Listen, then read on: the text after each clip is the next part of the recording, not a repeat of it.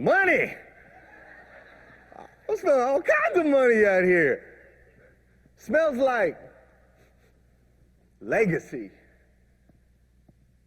Smells like opportunity. Can y'all smell it? Anybody smell it? Smells like a whole group of individuals that are highly motivated, that are incredibly driven and dedicated to recurring, passive, multi-generational income. Is that right? Everybody in on that? Listen, now that I know a little bit more about you, my name is Glenn Lundy, and I am a husband to 1 and a father to 8. That's right. Yeah, baby, that's right. Anybody got me beat? I didn't think so. And somebody in the room is like, doesn't he know how that happens? That's what people say to me all the time. They're like, don't you know how that happens? I'm like, yes, and I thoroughly enjoy the process. Thank you. I know exactly how it happens. But a father to 8, I'm also a 24-year automotive professional and the host of a wildly popular Facebook Live show called #Rise and Grind. Has anybody ever seen my show, Rise and Grind? A couple Rise and Grinders? Oh, man, y'all are all sleeping in. Real estate agents. I know how y'all are. But I have a morning show called #Rise and Grind. I'm also the creator and the founder of Breakfast with Champions, which is an incredible room that we've been doing on this new app called Clubhouse. Anybody on Clubhouse yet? Anybody figured that out yet? All right, couple Clubhousers. All right, good, good. Clubhouse is an incredible app. It's social audio only, right? No filters, no pictures. Everybody's on there in their pajamas and don't nobody know it. It's awesome. I love it, right? So I created a show there as well. So that's who I am today. Now I am also an ex-convict. I've been to jail 17 times. I also used to have a problem with drugs back when I was younger. I've been homeless once in my life. And at one point I really battled depression. And I attempted to commit suicide. Now, those are all things I'll share with you here in a little bit. But I take us there because when I was young, my parents used to tell me this story about the 3 little pigs.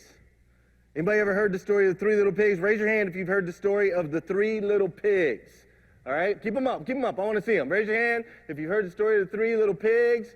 Okay, almost everybody. All right, there's a couple people back there. I'm sorry your parents didn't love you enough to tell you the story of the 3 little pigs, so I'm going to get you caught up, all right? I'm going to get you caught up. So there's this story of the 3 little pigs. There's these 3 pigs and their brothers, right? And these 3 pigs, they live in Roswell, Georgia. Anybody ever been to Roswell, Georgia?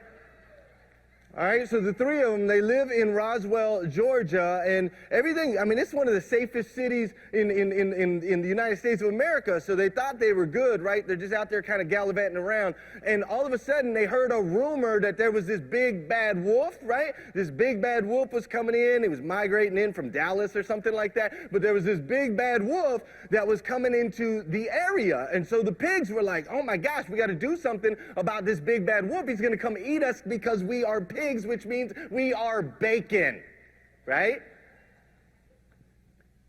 So they're like, all right, what are we going to do? How are we going to protect ourselves from this? What are we going to do? So the first little pig, these 3 brothers, the first little pig, he says, I know what I'm going to do. I'm going to run over, I'm going to grab some straw, and I'm going to build a house, right? I'm going to build this little house out of straw, and that's going to protect me from the big bad wolf. And it really won't take me very much time to do that. It's not super hard. I'll just put the thing together real quick, and I'll still have time to make it out to the club tonight so I don't miss the party, right?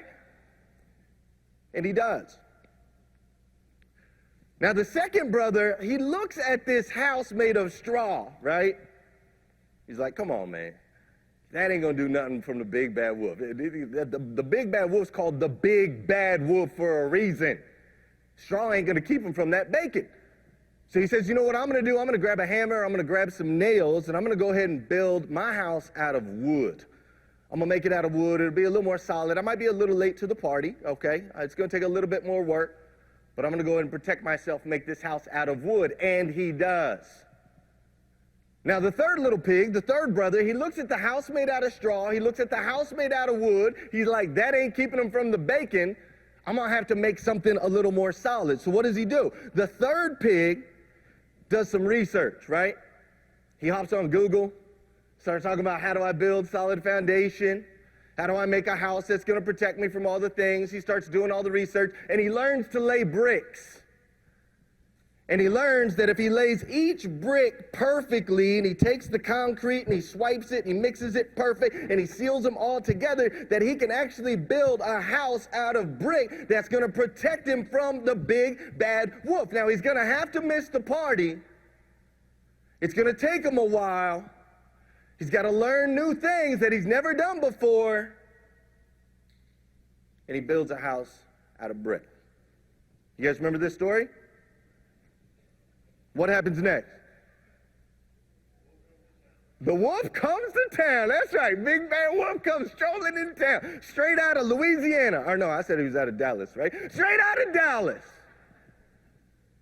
Big bad wolf comes into town. He says, I need me some bacon. He walks right up to that house made out of straw. He says, knock, knock, knock. Little pig, let me in. What's the little pig say? Anybody know? That's right. Not by the hair of my chinny chin chin. And the wolf says, listen, I will what? What's the wolf say? That's right. I'm going to whuff and I'm puff and I'm going to blow your house in. And guess what? He does. And the little pig goes running off, right? Takes off.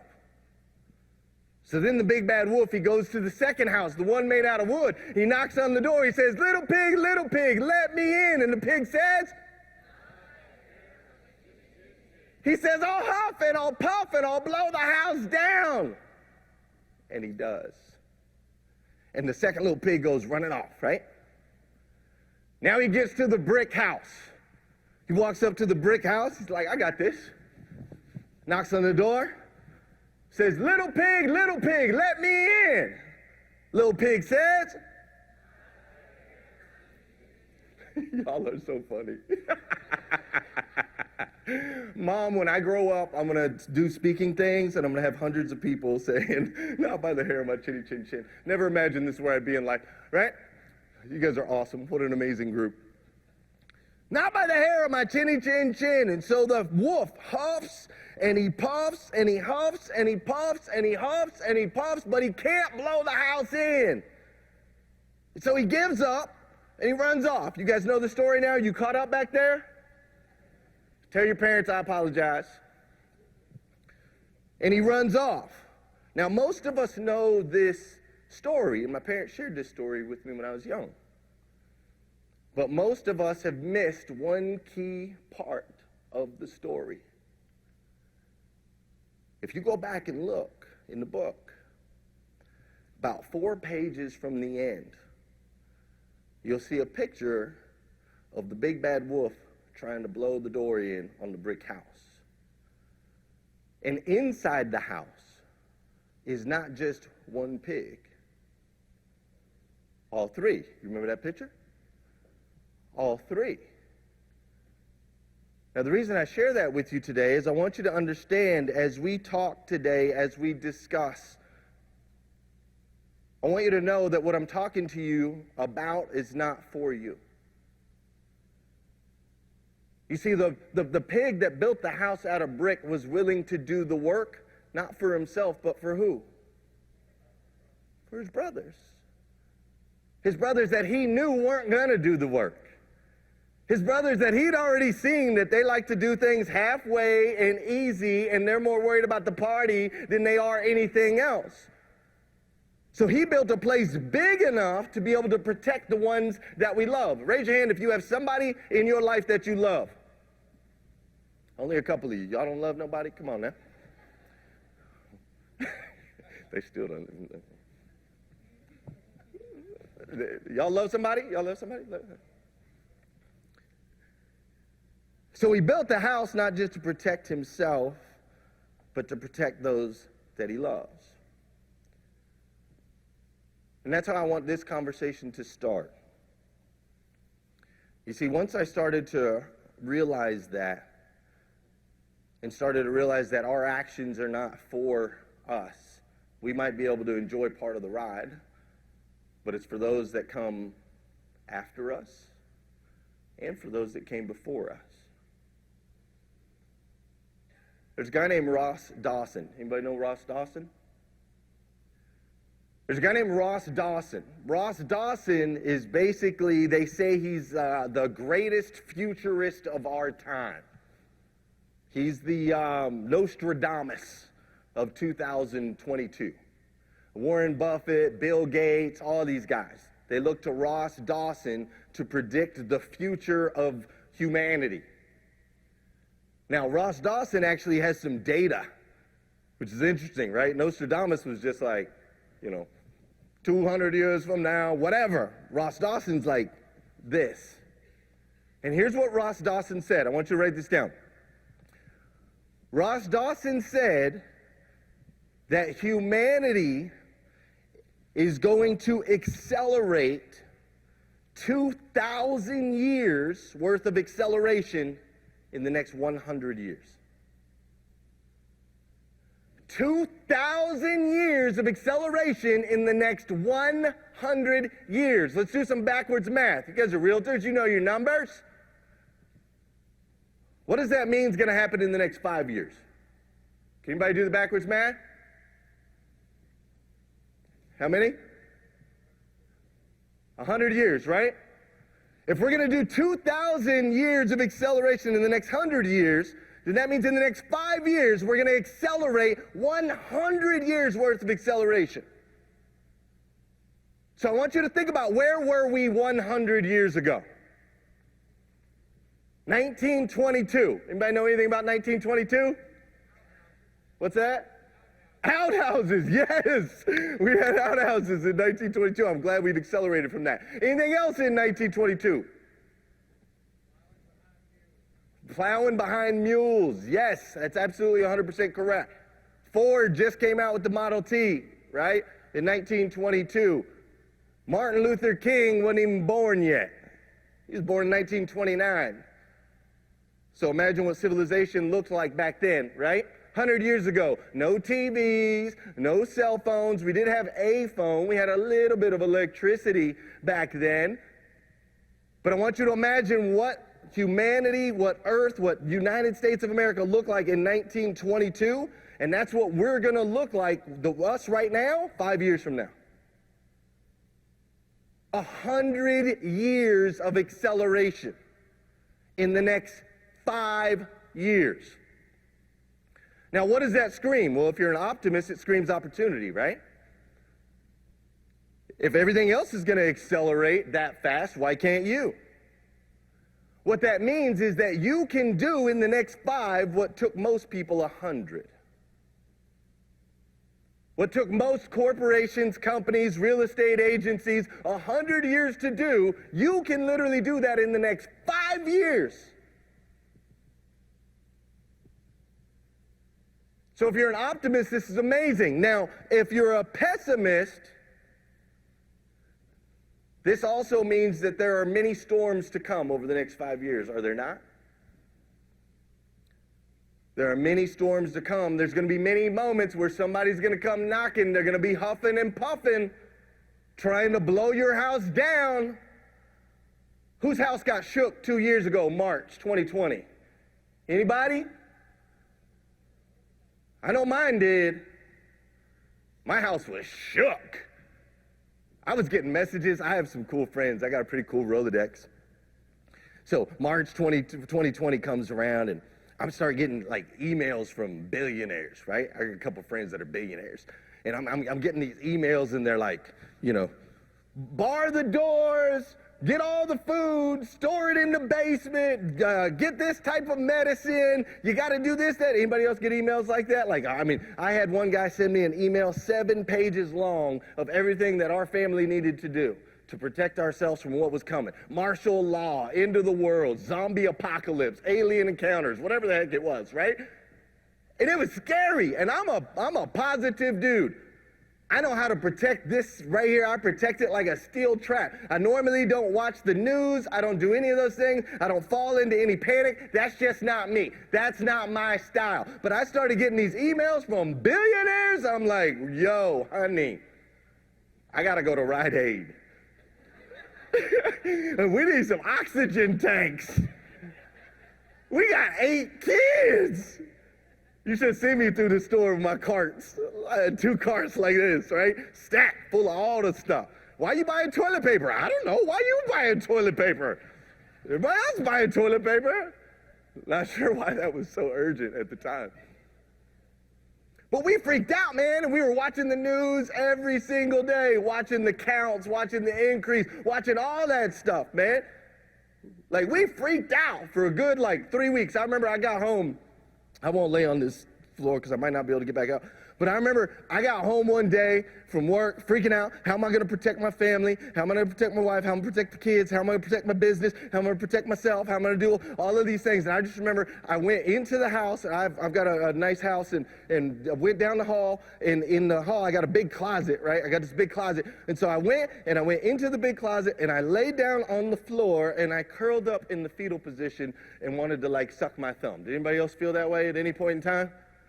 Just like, what the heck is going on? This is crazy. This is nuts. There are more storms like that coming. With rapid acceleration of opportunity comes rapid acceleration of the storms. And so when I start talking to you about how important it is that we build our foundation, that we build ourselves up mentally, physically, and spiritually, I need you to understand that I'm trying to help you be ready for war. You see, the truth of the matter is, if you feel like you've been in a fight for the last 2 years, it's because you have. This has been a battle that has been trying on every single one of us in every single way.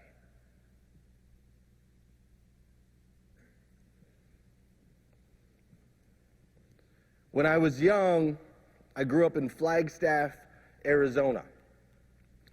Now, Flagstaff, Arizona, it's one of those crazy places. Like, people think Arizona, you think hot, you think desert, you think all that stuff. Flagstaff's up in the mountains, okay? We sit at about 7,500 feet. Right? Mile High City, nothing. Snows 6 months out of the year.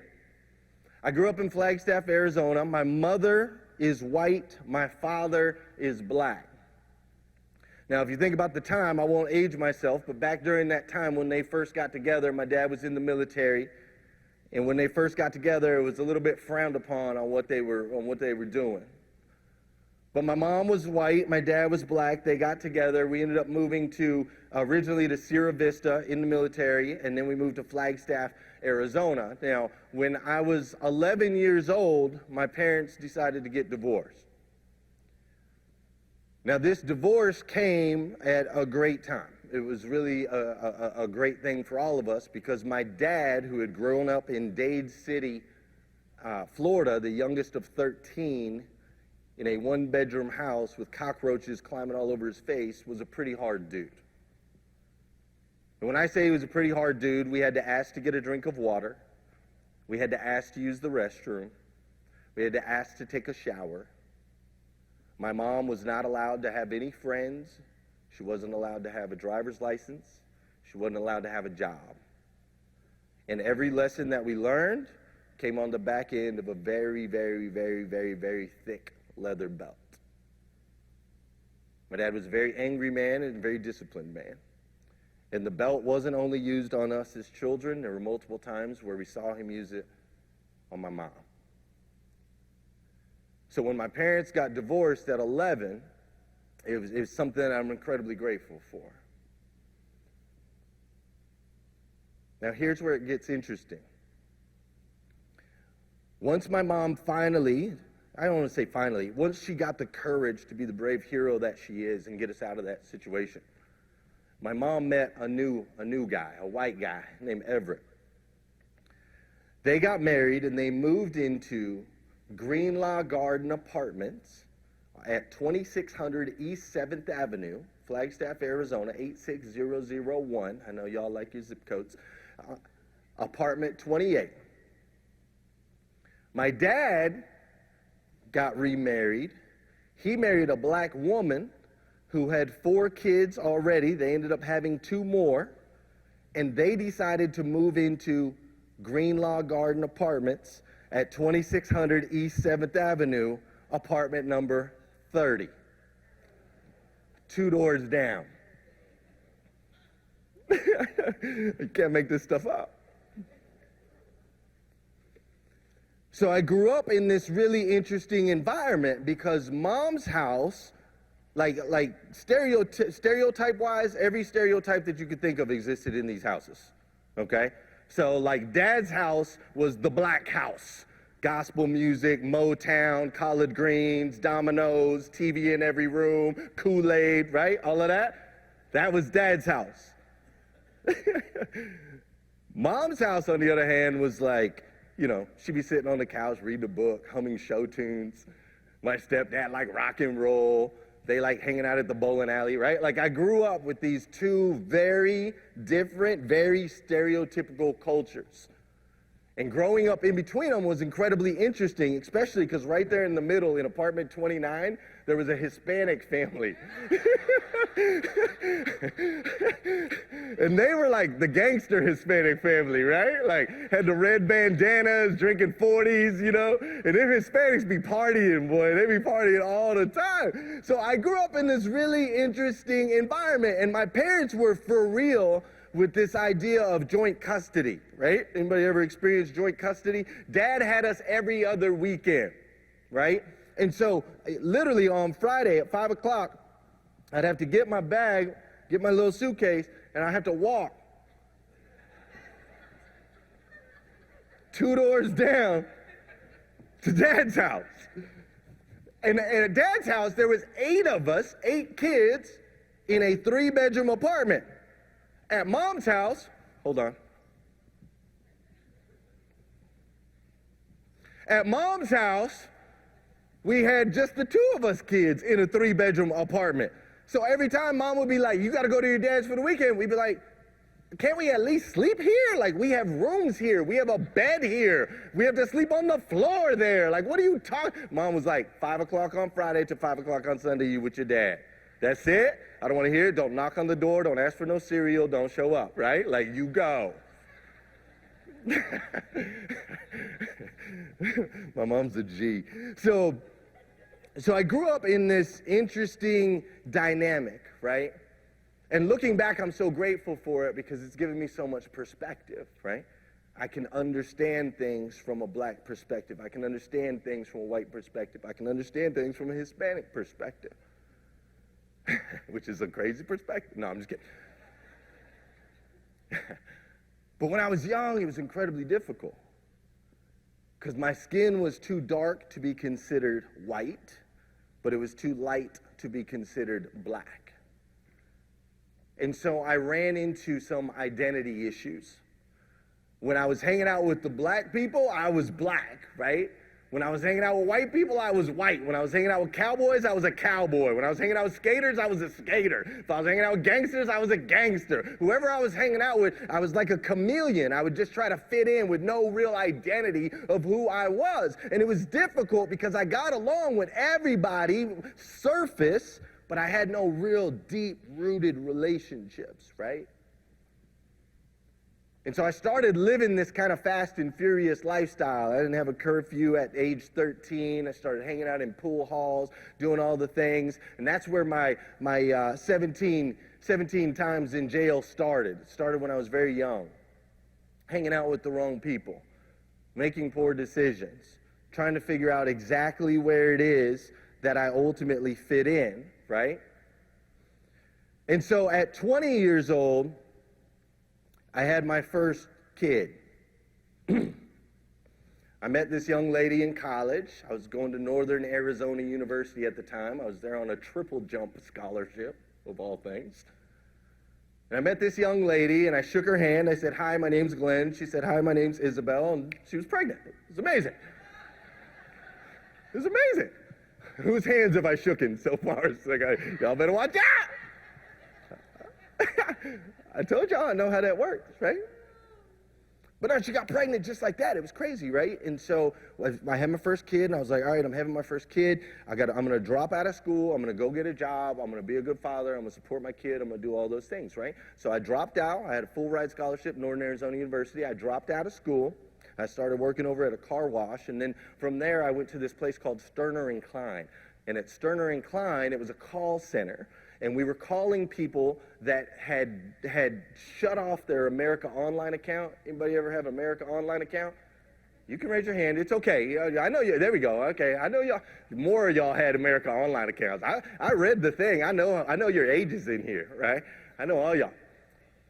But we would call people that had canceled their America Online account, right? I had to call them. I had to say, "Hey, I know you canceled your America Online account, but I'm going to give you 30 days to come back to America Online." And they'd be like, "Dude, I've been paying for y'all for the last 6 months. Y'all won't stop the billing on my account. I hate you." And I'm like, "It's okay. I'll give you 60 days," right?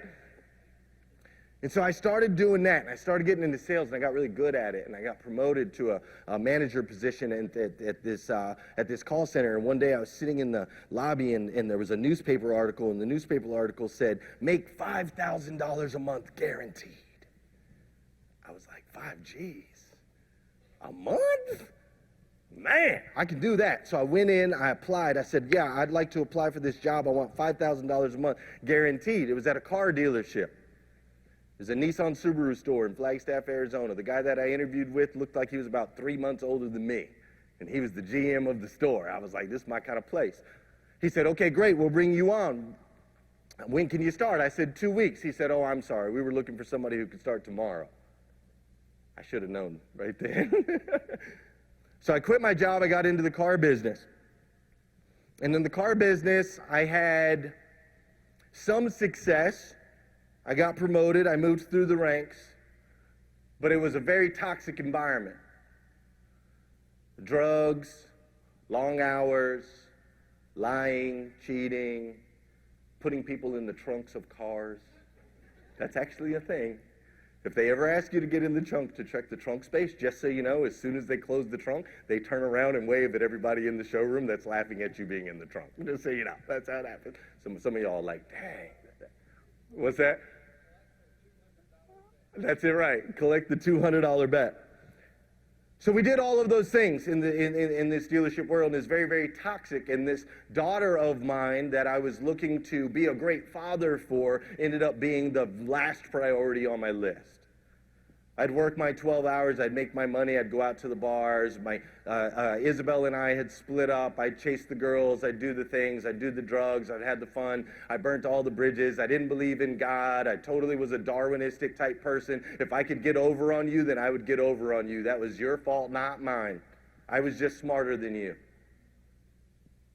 And so I lived my life in this very selfish space until I was about 25, 26 years old, and I started to realize that I was burning every single bridge that I could possibly burn. And one day, my daughter was supposed to get dropped off, and instead of my daughter getting dropped off, she was 6 years old, instead of her getting dropped off at my house, I got papers. And the papers said, "Isabel is taking full custody of your daughter." The state of Arizona is a mother's rights state. We were never married. In order to fight for rights as a male in that particular state, you have to get DNA tests, you have to get lawyers, you have to do lots of things. It costs a whole lot of money, and I didn't have that because I was blowing through it. So 30 days later, my 6-year-old daughter was taken away from me. And when she was taken away from me, I had this moment of reflection. You ever have those moments of reflections? Where you're like, golly, I was moving in this direction, this was happening, this was going good. Yeah, and then, that happened. It's everybody else's fault. I blamed everybody else. Wasn't my fault. And so I packed up all my stuff. I said, screw this popcorn stand. I quit my job, and I'm telling you, I'm one of the most brilliant people you've ever seen on a stage, because I had the most brilliant idea ever. I was going to go to Las Vegas and become a professional gambler.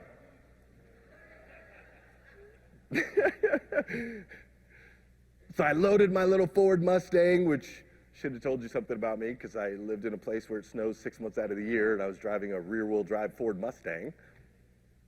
But I loaded my Ford Mustang, and I moved my way out to Las Vegas.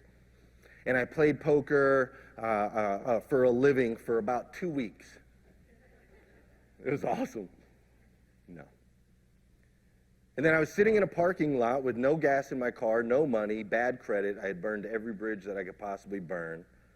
Terrible track record. It was difficult for me to get a job anywhere because I was a freaking criminal, right? So I made a call. I actually had one friend I hadn't burned yet, lived all the way over in California, moved over to California, spent a little bit of time in Long Beach. Then I spent some time down in Tustin, California, spent some time down in San Diego, burning bridges all along the way. And at one point I looked up, and it was just me.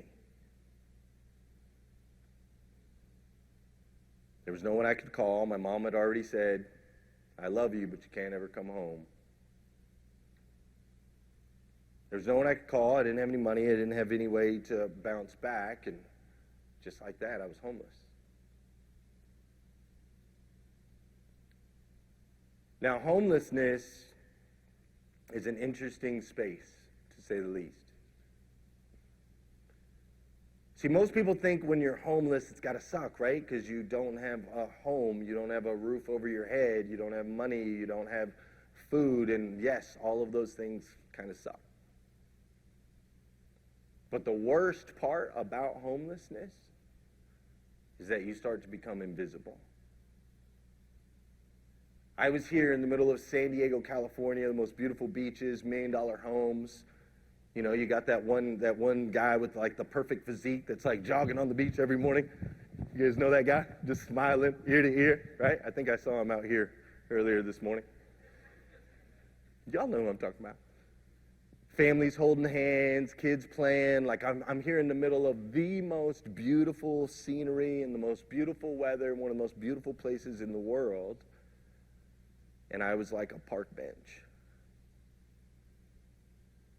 When you're homeless, people stop making eye contact with you.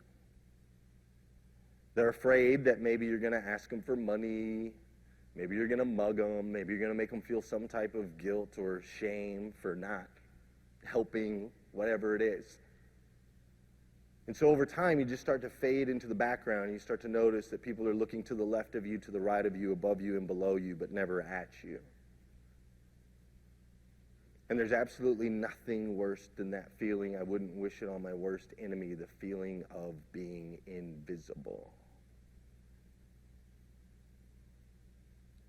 And so I went through my days, waking up. I would sleep on a bus. They have a 24-hour bus transit system out there. So I would sleep on the bus. They'd get done at 6 a.m. They'd kick me off the bus. I'd go out and I'd walk the streets looking for pennies, nickels, dimes, quarters. I never could bring myself to ask for money. So I would hunt for enough change to get a sausage McMuffin with egg and an orange juice. I figured I had to hit all my food groups, right? Got to eat healthy. And so I'd eat my sausage McMuffin with egg, and then I'd spend the rest of the day looking for enough change to get back on the bus. And I did it over and over and over and over every day, getting worse and worse and worse. Every day getting more depressed and more depressed and more depressed. It was Groundhog Day. Anybody ever see that movie with Bill Murray, Groundhog Day? Awful. Every day was literally the same. Wake up, get some change, get a sausage McMuffin with egg. Get some more change, get on the bus, go to sleep. Wake up, get some change, get a sausage McMuffin with egg. Get some more change, get on the bus. Just over and over. And at some point I had this brilliant idea. I said, you know what? Nothing's ever going to get better. Every day is going to be the same.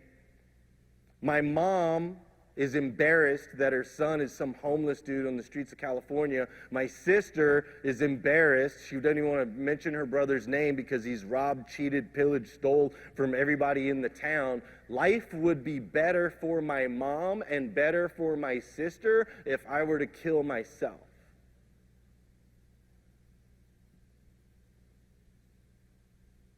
And you see, I hear it. I hear a lot of times people think suicide is a selfish thing. And I'm here to tell you from my experience, it wasn't about taking me out. It was about making their life better. That's what I believed would be the case.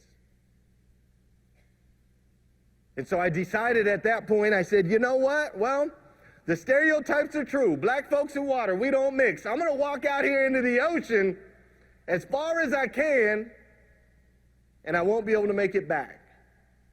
I decided to drown myself in the Pacific Ocean. And so I went to this little cove, La Jolla, California. Anybody ever been there? La Jolla? Beautiful place, right? So I went to this little cove, and I waited till everybody kind of had cleared the beach. It was right around, in the evening time. Waited till everybody had cleared the beach, and I decided I'll just walk out. And so I went there, and I chose that place because it was the first place I'd ever seen the ocean my whole life when I was 18 years old.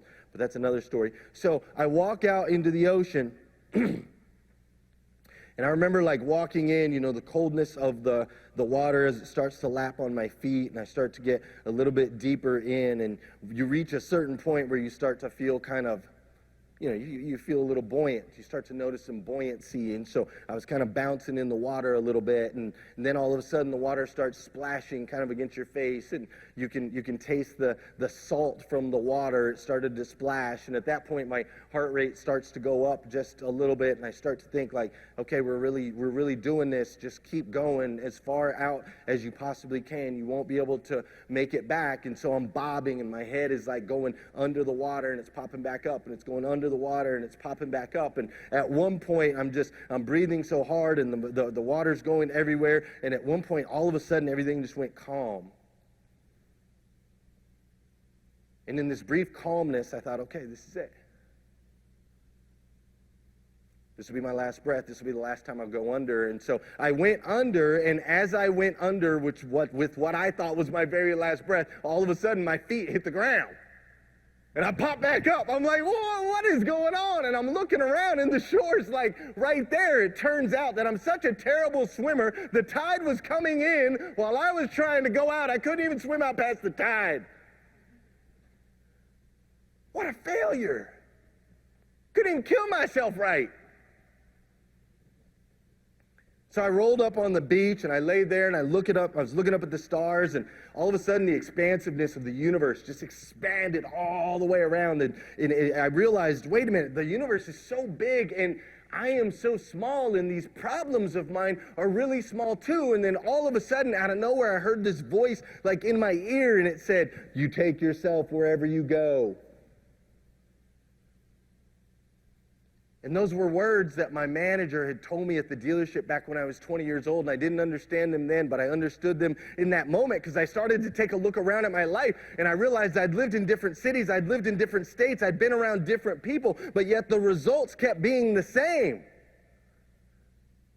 There was only one thing that was constant: me. So you mean to tell me it's not everybody else's fault? It's my fault? I am the catalyst of this? And as soon as I had that realization, dude, I was like, okay, wait a minute, hold up. If I am the catalyst for all things bad in my life, does that mean I could be the catalyst for good things in my life? Right? So I started to ask that question, and the very next day, this woman walks up to me, and she hands me this book called Dianetics. Now, Dianetics is controversial. It's the birthplace of Scientology and all this other crazy stuff, right? But she hands me this book called Dianetics, and she says, hey, you should check this out. You got to learn about your subconscious mind and your conscious mind. I'm like, yeah, that sounds interesting. So I follow her. I jump in the car with her. She takes me to the Orange County Church of Scientology. And she introduces me to some people, and they do a test on me, and they tell me I've got a really high IQ, and they give me a job. And then there's another woman that's a part of the church, and she says, hey, you can come live and stay with us. And she had about 20 other people that were living in her house that were homeless bums like me that they were taking in. And so they took me into this Orange County Church of Scientology, and I started learning things. I started learning about communication. I started learning about subconscious mind. I started learning all these different things. And then at one point, it started to get a little bit weird for me. Now, I have a bunch of friends that are Scientologists, but it got a little bit weird for me. But it introduced me to this really interesting concept that we were actually three-part beings, that I had been living a 2D life, right? Mind and body. Like if it looked good and it felt good, the answer was yes. That was the life that I was living. But they introduced me to this idea that we might be mind, body, and spirit, that there might be 3 dimensions. And so I was like, well, wait a minute, I need to explore that a little bit more, right? And so I went and I started learning about different religions, started studying all different, Buddhism, Catholicism, Christianity, so on and so forth. And ultimately, for me, I was able to find my path to spiritual enlightenment through this thing called Christianity, ultimately for me. And I started to turn my life around, and I wish that I could say it was 2 steps forward, 1 step back, but for a while it was 1 step forward and 2 steps back. You ever feel that way? It's like I'd make a little progress and then I'd slide back. I'd make a little progress and then I'd slide back. I'd make a little progress and then I'd slide back. But I was moving in somewhat in the right direction, and I ended up landing, over time, I ended up landing in the great state of Kentucky. Where's my Kentucky people at? There's one, yeah!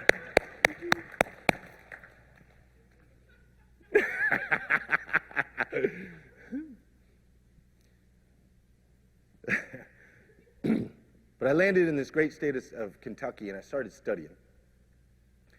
I started studying successful people. I started studying, and it really started early with a guy like Les Brown. Anybody know Les Brown? Eric Thomas. Anybody know Eric Thomas? John Maxwell. Jim Rohn.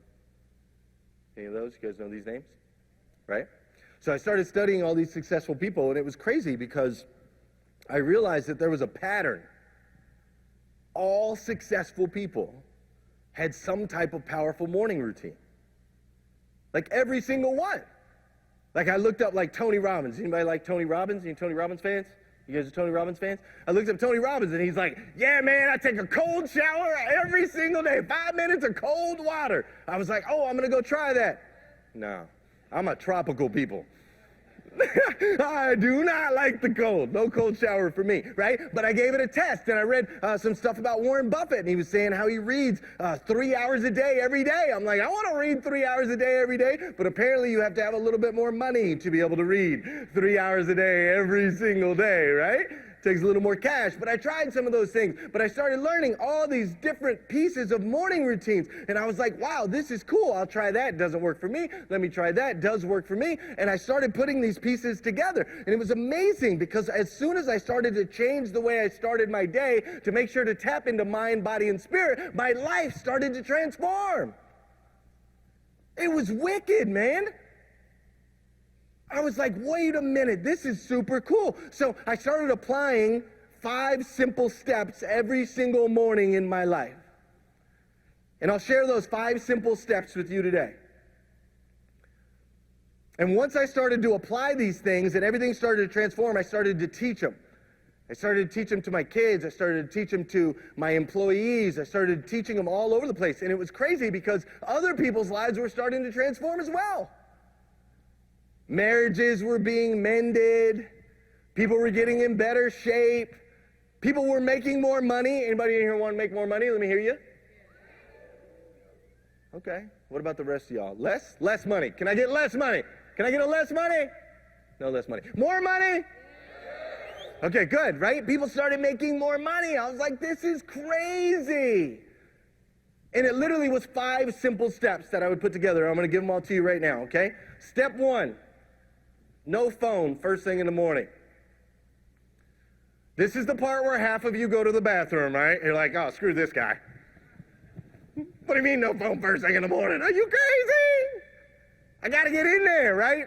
Raise your hand. Tell the truth. If this is the first thing you grab first thing in the morning, tell the truth. Tell the truth.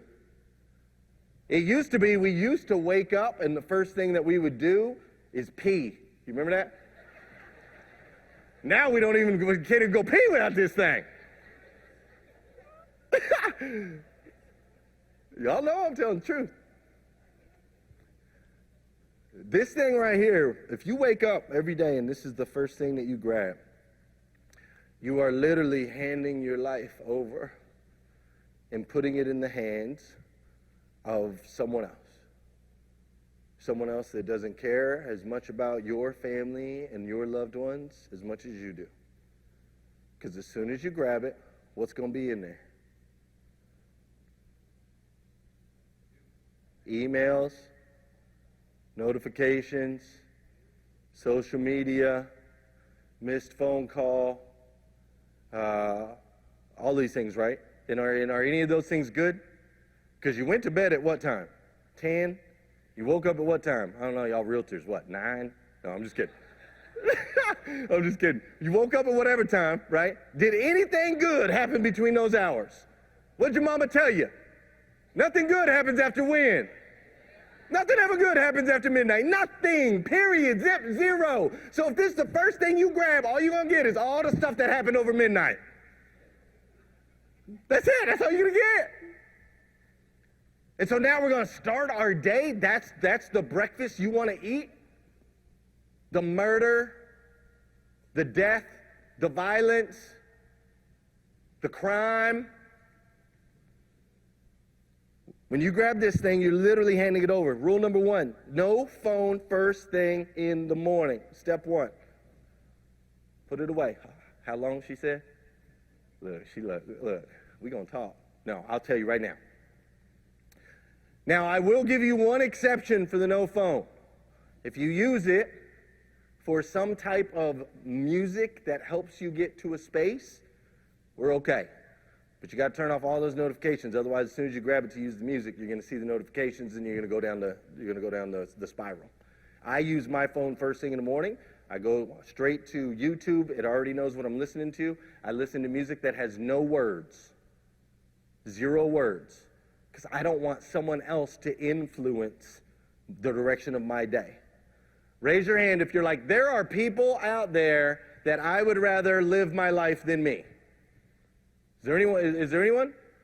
You're like, you know what? I don't think I have any idea what I should be doing. I'm just going to let someone else live my life. I just want to be a passenger. Anybody want to be a passenger on this thing called life?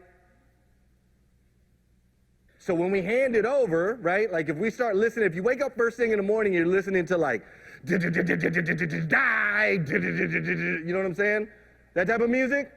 It's like that's not how you want to start the day. Like in that movie Friday, he's like, "Dang, you gang banging on bacon?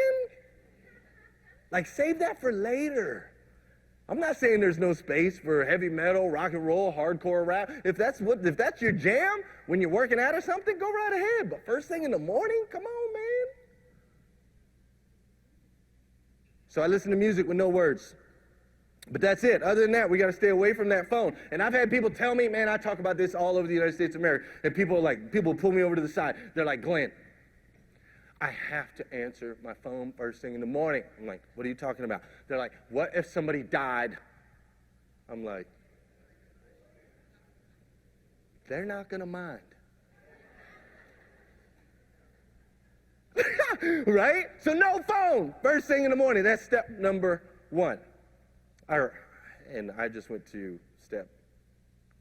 I'll mix it around. That's fine. That's actually step number 2.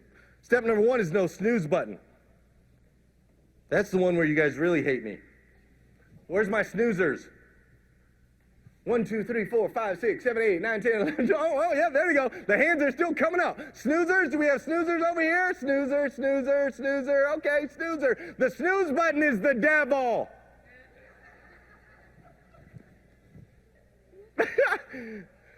It is the biggest lie you've ever been told in your entire life.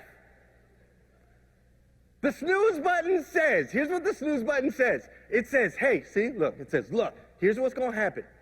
You're going to push this button and you're going to sleep for another 10 minutes. 9 minutes. 4 minutes. 7, y'all like odd numbers, right? You're going to sleep for another 9 minutes. And when you wake up, you're going to be more rested than you were 9 minutes ago. That's what it's telling you. It's a lie. It's a lie. Name one time you were like, wake up, push the snooze, and then it goes off and you're like, all right, got my extra 9 minutes, I'm ready to go. Name one time that's happened. Never. It's the biggest lie ever. Maybe there's some other lies going around right now, but it was the biggest lie ever. Here's the truth. We sleep in cycles. Your sleep cycles, you go from light sleep to REM sleep to deep sleep, back to REM sleep, back to light sleep. You do this about every 2 to 3 hours. You go through a full cycle every 2 to 3 hours. Now, why do we do that? Well, a long time ago, we didn't used to have like ADT security systems, locks on our door, all those big, beautiful homes that you guys be selling all over. Like, we used to sleep like out in the woods. And if you went into a coma for like 9 hours, you could get like eaten, right? Like saber-toothed tigers and whatnot. No, I don't know about saber-tooth, right? But it wasn't safe to go into a coma for 9 hours. So inherently in you, you sleep in cycles, light, deep, light, deep, light, deep. And your cycles adjust themselves based on your behavioral patterns. I know my cycles. My cycles are exactly 2 hours and 10 minutes long. If I am traveling, say I'm on the West Coast and I have to do an early morning show, I will go to bed at 11, get up at 1:10, and then I can go for another 20 hours if I need to, because I stayed within my cycle. Now, typically what I do here is I sleep 4 hours and 20 minutes. So I go to bed at 11 p.m., I get up at 3:20 a.m. That's 2 full cycles. And that's what's cool, is once you know your cycle, you can stack them. It's like a superpower. You can do 1 cycle, 2 cycles, 3 cycles, 4. Now, if you run on 1 cycle for too long, don't get behind the wheel, because you'll be out. 2 cycles for me works, for some it doesn't. My wife does 3. But once you know your cycles, you can start to stack them. So here's what happens when you hit the snooze button. Your body has created these sleep cycles, okay? So you're basically in light sleep when that alarm goes off, right? You're at peak time for you to wake up. You hit the snooze, and guess what? You go into the next sleep cycle. So now you're going to go all the way through that 2 hour and 10 or 2 hour and 20 or 2 hour and 40, whatever it is for you. You're going to go all the way through that cycle whether you like it or not. This is why not every single one of you, this is why most of y'all are addicted to coffee. Who likes coffee? Oh, wait, the same people raise their hand with the snooze button. I think Folgers sold the snooze button. You got to get that coffee, you got to get that energy, you got to get that juice, because your body's going through a full another cycle. So basically, every time you hit snooze and sleep 9 extra minutes, you're putting yourself in a less than peak state for the next 2 to 3 hours. Science. Facts. Once you hack it, woo, sky's the limit. So number 1, no snooze. Number 2, no phone first thing in the morning. Number 3, write down your gratitude and your goals. 10 things that you're thankful for, 10 goals. As far as my goals, I write down weekly goals, monthly goals, and long-term goals. You could do it different if you want. Now, writing down 10 gratitudes and writing down 10 goals might sound like 2 steps, right?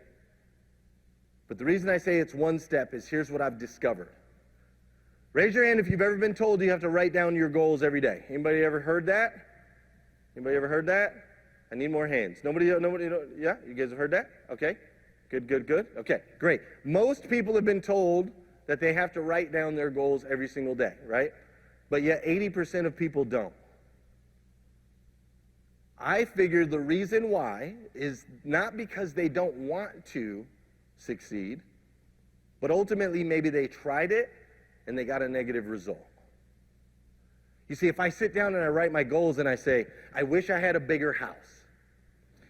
I wish I had more money. I wish I was better looking, right?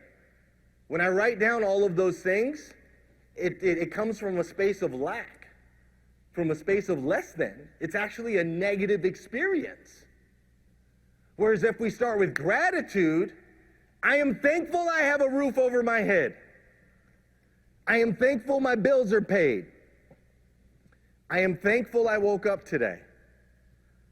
Now it's a place of energy, and now we can stretch for more, right? So gratitude and goals, that's step 3. Step number 4 is take care of the physical. An object in motion tends to what? Stay in motion. An object at rest tends to what? Stay at rest. So we've got to get the body moving. Now, I don't care if you crawl, walk, run. My boy, John Paul Guidry, just sent me a pickleball set. Anybody play pickleball? What the heck is pickleball? I don't even know. I got to figure it out. But they just sent me a pickleball set. I don't care if you play pickleball. I don't care what you do. Just get moving. You see, it's about tapping into our mind, body, and spirit. It's all 3 pieces. When you spend time in the morning tapping into all 3, now you become a superhuman. So that's step 4. Now, step 5 is probably the most important step of the whole thing. Is that light flashing? Anybody noticing that?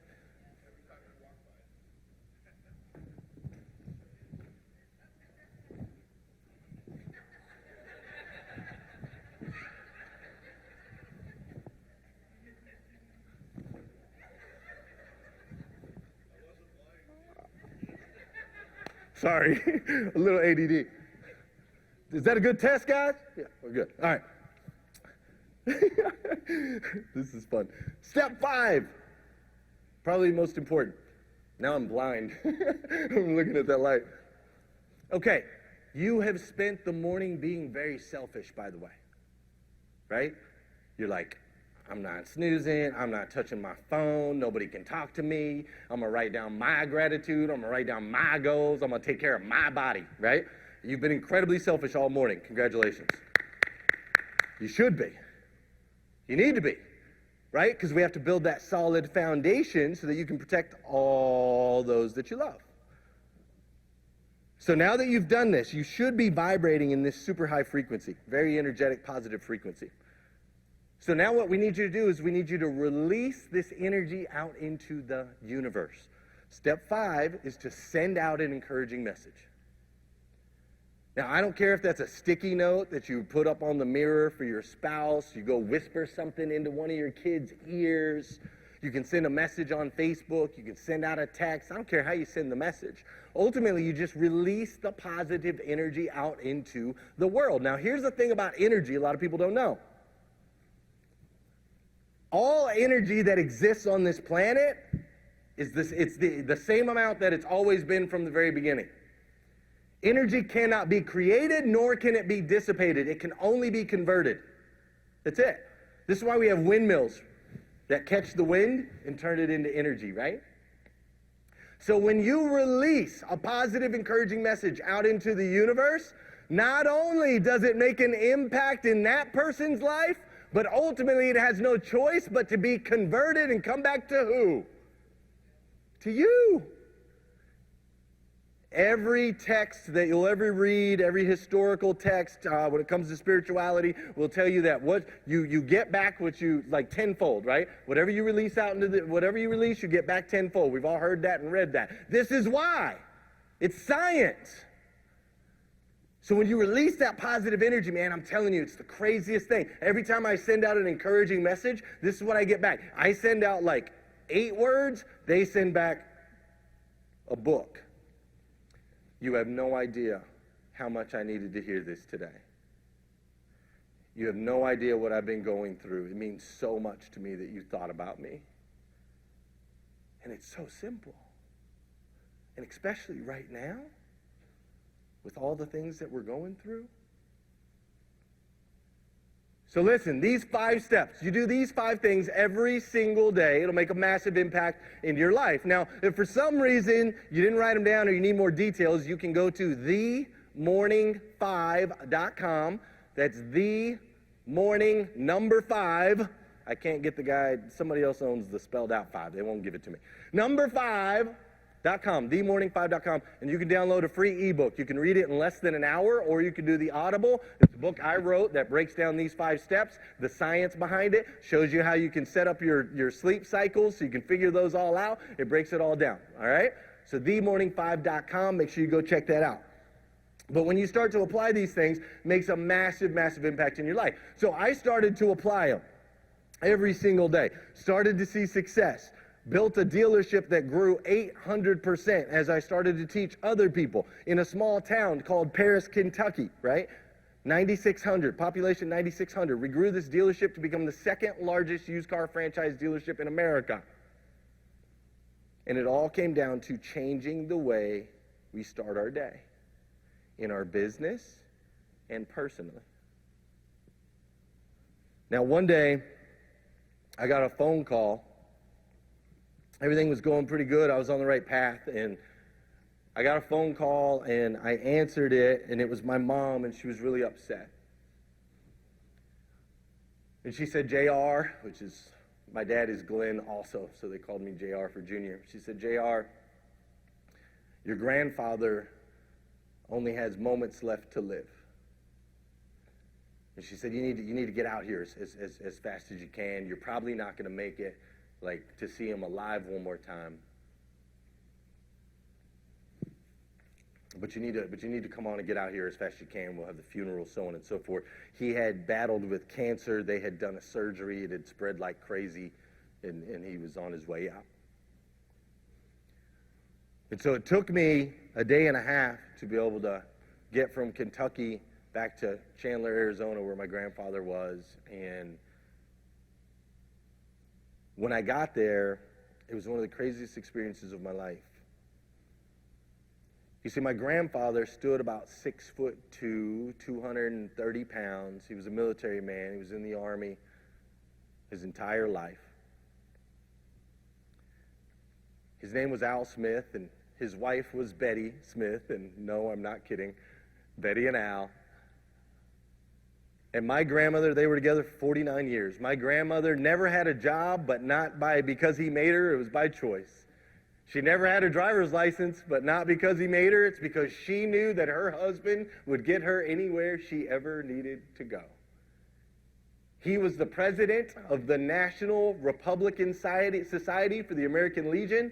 She was the president of the National Democratic Society for Women for the American Legion. Crazy. He was my hero. I never once in my entire life saw that man not wearing a shirt and tie. Never once. He'd come out Sunday morning, shirt and tie. And so when I got to the hospital, it was crazy because I walked into the room and he was still alive. And I walked in and I looked at the bed, and there lay this man that looked nothing like my grandfather. His skin was hanging off of his bones. He weighed about 120 pounds. His eyes had completely sunken into his skull. He had lost hair. Just looked, I didn't recognize the man that was at the table. And so I went back out, and most of the family was there at this point. My entire family is military. I'm the only one that did not join. Sisters, cousins, uncles, all of them, everyone but me. And so we were spread out all over the United States. So I got there a day and a half after the phone call. My Aunt Julie showed up another day later. So 2.5 days after that initial phone call, the whole family was there. And we were standing around my grandfather's bed in a semicircle. And my grandfather says to my stepdad, Everett, he says, Everett, will you come tell me my favorite joke? Now, who here is military? A couple military folks? Okay. My grandfather was military. So when he said my favorite joke, he meant my favorite dirty joke. He says, Everett, will you come please tell me my favorite joke? And my stepdad smiles and he walks over to the bed. Now, we're all friends here now, right? I can share one dirty joke with you. Is it okay? I can give you if you don't want to hear one mildly dirty, crude joke, feel free to leave now. Okay, good. All right. Isn't that how they did it earlier? Glenn, can they take photos of you? Yes. Okay, good. I got your permission. So my stepdad walks over and he leans into my grandpa Al and he says, Al, what do you call Moby Dick's father?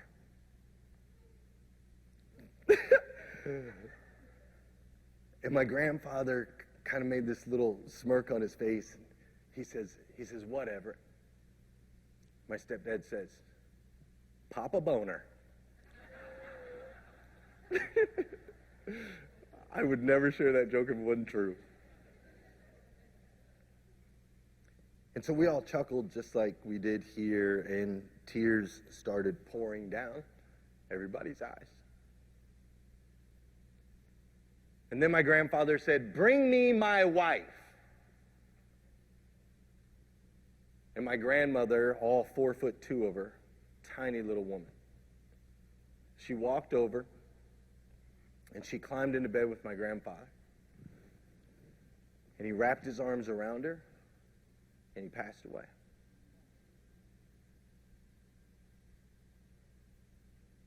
There were two things that I learned from that situation. The first thing that I learned is that we are spiritual beings. Science could not explain to me how my grandfather, who was sitting on his deathbed, was able to wait 2.5 days for his final family member to arrive, to be able to get told his favorite joke, and to be able to die with his wife of 49 years in his arms. The second thing that I learned from that is that we're most comfortable in life right before death. You see, there was a moment just before my grandfather passed away where all of a sudden the life came back into his body. All of a sudden it was like he filled out, like his eyes came back, like I recognized the guy on the table. And it didn't last long. But the pain was gone. He was comfortable. And it took me back to that moment when I was in the ocean and my heart had been racing and the waves had been smashing my face, but all of a sudden there was a calm when I thought I was done.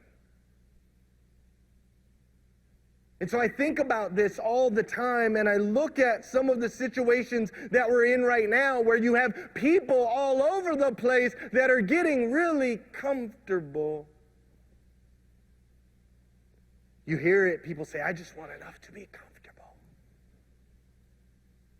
We're most comfortable in life right before death, and I don't know about you, but I'm not ready to die yet. I still have places to go, people to meet. I got children to raise. I got stuff to do. And so I started to study this idea of we're most comfortable in life right before death, and I started to see it everywhere. I started to see that when people get comfortable in their relationships, the relationship dies. I started to see that when a professional athlete works his tail off to get to the league, and then he gets there and he gets comfortable and starts high-siding, boom, he's gone.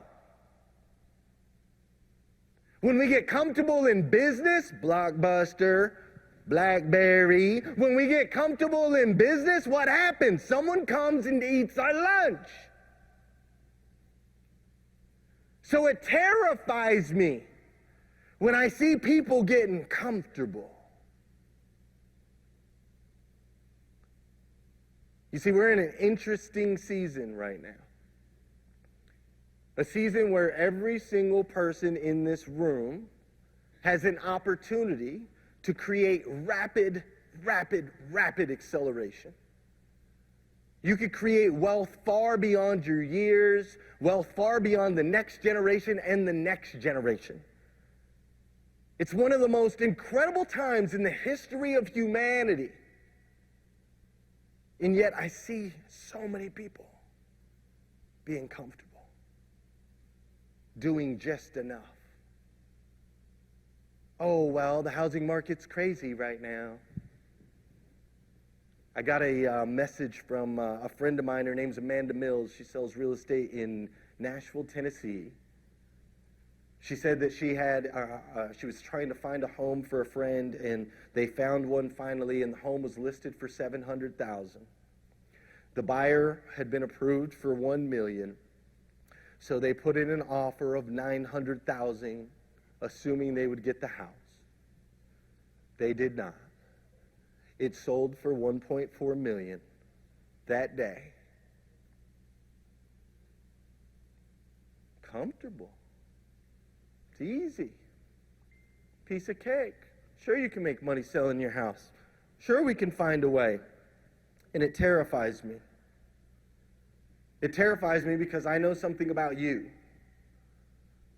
I know that if you're here in this particular room, you are the type of person who chooses to invest in yourself.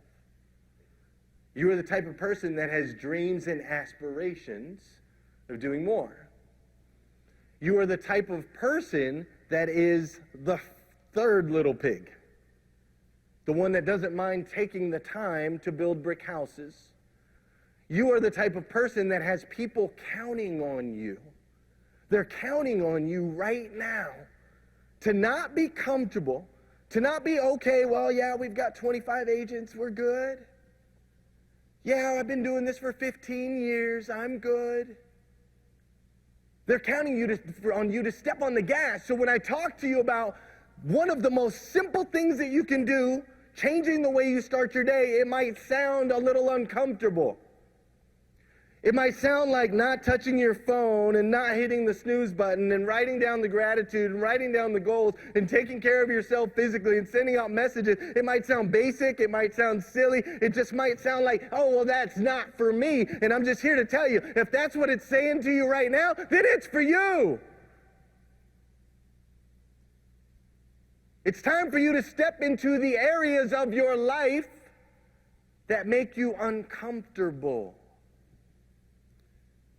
It's time for you to say, I didn't come this far to only come this far. Because I don't know if you remember or not, but I told you earlier there are more storms coming. And with 100 years of rapid acceleration happening in the next 5, where you are today will not serve you 5 years from now. It simply won't. I want you to think about, for just a second, I want you to think about your life. I want you to think about that moment where maybe you were like me and you were curled up in the fetal position in your closet going, what the heck am I going to do? I want you to think about the person inside you that came out in that moment. When you were scared, when you were uncomfortable, when you had to rapidly pivot and evolve and change. Look at how much you were able to accomplish.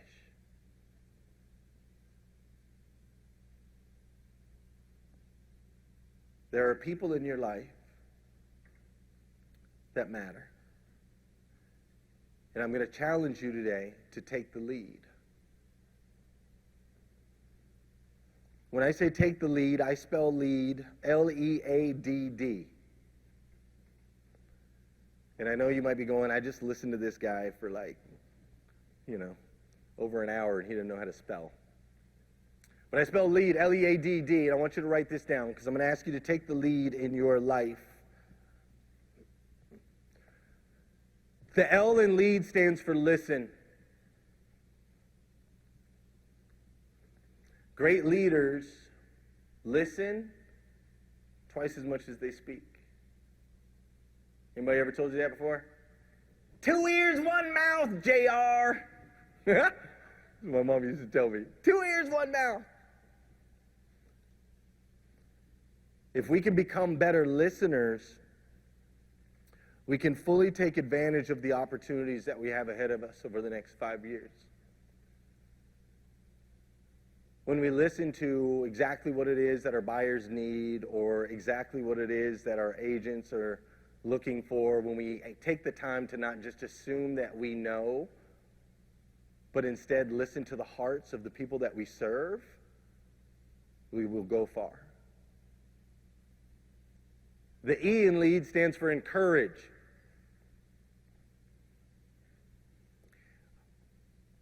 We need to take the time to encourage people, lift them up. This is a tough season we're all in. If you can be the catalyst that brings positivity into people's world, you can make a massive impact on this planet. And for those of you that have people that work for you, I want to tell you that here's what I see. So in the automotive industry, all of the leaders, what I see them do is I see them go straight to the A in lead, which is advise. They don't listen, they don't encourage, they just advise. Here's what you need to do, here's what you're doing wrong, here's how you should have done it, right? And so what I want to encourage you to do is listen first, encourage, and then advise. Now, once you advise, it is important that you D, which is develop. You see, too many times we're willing to tell people what they should do, but not take the time to show them how to do it. We want to transact fast, or we just want to make it easy. We just want a shortcut. It's easier. Which of you in the room is the I'll just do it myself person? It's okay, I'll just do it myself. It's faster. Right? But you need to take the time to really develop people, develop relationships with people. Develop an opportunity for people to fall in love with who you are and what you do. Transacting quick and just following what the market's doing without taking the time, like relationships are being destroyed all across this planet. I don't know if you've noticed that or not. People are begging for someone who will take the time to develop them. Information, did you guys know this? Information is worth more than oil now. Did you know that? In 2018, information surpassed oil as the most valuable commodity on this planet. The more you can develop people, the better. And the last D in lead is daily. You got to do it every day. When you're in a conversation with your spouse, you should be thinking about listen, encourage, advise, and develop. When you're in a conversation with your kids, it should be listen, encourage, advise, and develop. When you're in a conversation with a customer, it should be listen, encourage, advise, and develop. When you're in a conversation with a boss or somebody that works for you, it should be listen, encourage, advise, and develop. Every single day, listen, encourage, advise, and develop. That's how you take the lead in your life.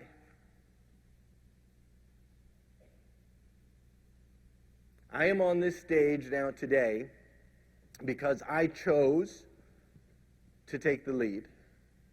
And I chose to do it by changing the way I start my day. Those 2 simple things, 5 simple steps in the morning, 5 simple letters, can completely transform all that you thought is possible for you. Now hear me out, and then I'm gonna wrap this up. I was at a conference, 10X Growth Conference, Grant Cardone. Anybody know Grant Cardone? I was at 10X Growth Conference back in 2018, I believe it was. And I was sitting in the front row, right? That's right. I had my little $10,000 VIP ticket. I was sitting in the front row. And I was super excited because I'd never been to an event like this before. There were all kinds of people that I wanted to like know, to shake their hands. Like it was super intense. The lights, the fire, like all the stuff, right? I'm a flamingo. Like I like to party, right? So they were partying at 10X, and I was super jacked up about it. And so I'm there, and I'm in the front row, and I'm excited. And Ed Milet, anybody know Ed Milet? No? You should look him up. You know Ed Milet. Ed Milet was on the stage, and he just killed it, man. Absolutely slayed it on the stage. And I was like, holy smokes, this is amazing. My life is going to be transformed. I need to go meet that guy. I want to go know Ed Milet. And I got VIP access so I can do all these things, right? And so I decided, as the next speaker was coming out, I decided that I was going to go in the back and hang out with Ed and try to get, I was fanboying, basically, is what I was doing, right? So I started to sneak out the back as the next person came onto the stage. And the next person on the stage, I didn't know her. I didn't know her name. I didn't know who she was. I didn't know nothing. So I'm just walking out, and they're like, next on the stage, Danelle Delgado. I'm like, Danelle Delgado? Who the heck is that, right? And so I'm walking out, and she starts talking. And as she starts talking, something in me was like, wait a minute. You might need to hear what this woman's got to say, right? So I started slowing down my path. I started turning around in the aisle, and she was talking about how, she was like, do you know Grant Cardone's books? And I was like, well, yeah, I know Grant Cardone's book. I'm at a Grant Cardone event. I know his book. She's like, well, do you know all of Grant Cardone's strategies? I was like, yeah, I know all of Grant Cardone's strategies. And she had everybody raising their hand, right? Raise your hand if you read all his books. Raise your hand if you know all of his stuff. So now I'm back up in the front seat because I'm thinking she's talking about me. I've been studying this guy for 20 years. I've done all his trainings. I know all his stuff. I know all the sales tactics. I know all the lines. I know everything about this guy. She's literally she's about to call me up on stage because she's talking about me.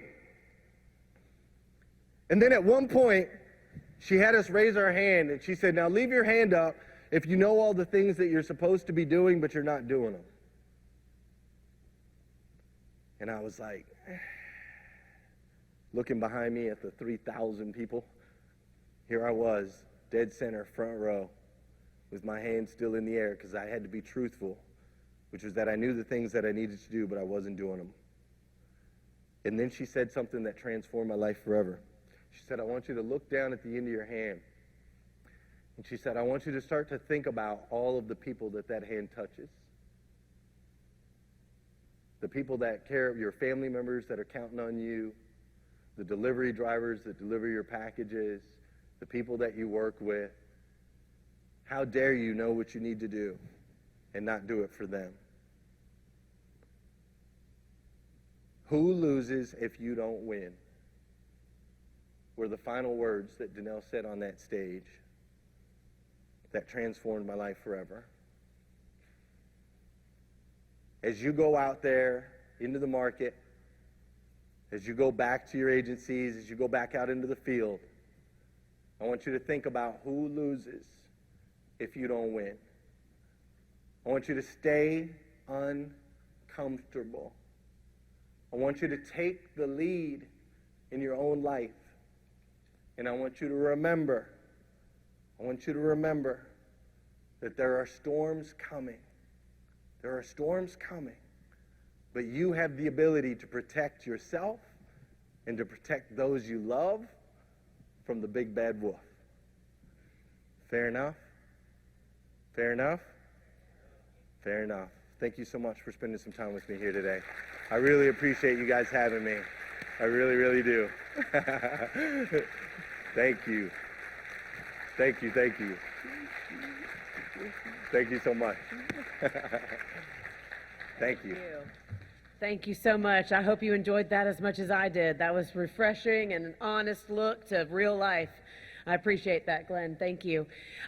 So congratulations, you have done it. If you've stayed for all the CE classes, I'm so proud of you. I have, and I'm ready to get up and walk around. I hope you'll enjoy tonight and meet us there at the casino night. Please don't forget to get your card stamped. I've said it every time. I'm going to say it again because we'll have some that aren't stamped. Fill your name out and your license number. The CE paper drop box is over by registration. I have my stamp up here as well as all the facilitators in the back. We'll see y'all soon. Bye-bye.